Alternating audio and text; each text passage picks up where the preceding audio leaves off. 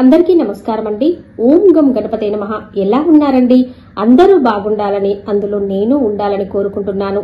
ఈ రోజు వీడియోలో అందం అనే పదానికి అర్హత ఇచ్చిన ఓ చిన్న ప్రేమ కథ గురించి తెలుసుకుందాం ఫ్రెండ్స్. కథలోకి వెళ్లే ముందు ఒక చిన్న రిక్వెస్ట్ అండి. కొత్తగా ఎవరైనా ఛానల్ చూస్తున్నట్టయితే మీకు గనక వీడియో నచ్చితే ఒక లైక్ చేయండి, షేర్ చేయండి, ఛానల్ ని సబ్స్క్రైబ్ చేసుకోండి.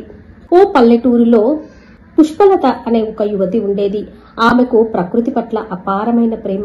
ప్రతి ఉదయము వెలుగుతున్న సూర్యుని చూస్తూ పూల తోటలో గడిపేది. ఆమె పండించిన పూలకు గ్రామంలో మంచి గిరాకీ ఉండేది. ఒకరోజు ఆ గ్రామానికి ఒక యువకుడు వచ్చాడు. ఆ యువకుడి పేరు రఘు. అతడు నగరానికి చెందిన చిత్రకారుడు.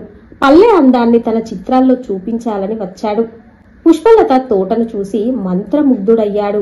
ఆమెకు పూలపైనున్న మక్కువ, ప్రేమను చూసి అతడు ఆమెకు ఆకర్షితుడయ్యాడు. రోజులు గడిచాయి. పుష్పలత తన పూలు, రఘు తన చిత్రాలు, ఇలా వారి వారి పనులలో వారు నిమగ్నులయ్యారు. వారికున్న అభిరుచుల వల్ల వారిద్దరూ ప్రేమలో పడ్డారు. ఒకనాటి చల్లని సాయంత్రము పుష్పలత తోటలో రఘు ఆమె చేతిలో తన తొలి చిత్రాన్ని ఇచ్చాడు. అందులో ఆమె తోట, ఆమె చిరునవ్వు, ఆమెలో ఉన్న సంతోషాన్ని అవన్నీ చిత్రీకరించి ఆమె చేతిలో పెట్టాడు ఆ చిత్రాలను. ఆ క్షణమే ఆమె తన మనస్సును రఘుకు ఇచ్చేసింది. ప్రేమ పదాల రూపంలో కాకపోయినా పూలు, రంగులు నిండిన చూపులు మాధుర్యాన్ని వ్యక్తీకరించాయి. ఇది ఓ పల్లెటూరి పుష్పలత, రఘుల ప్రేమ కథ.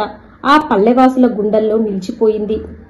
పుష్పలత తోటలో పూసిన పూలలాగా ఆమె తోటలో రఘు, పుష్పలత ప్రేమ పుట్టాయి. అందం అనే పదానికి అర్థం ఇచ్చిన ఓ చిన్న ప్రేమ కథ అండి.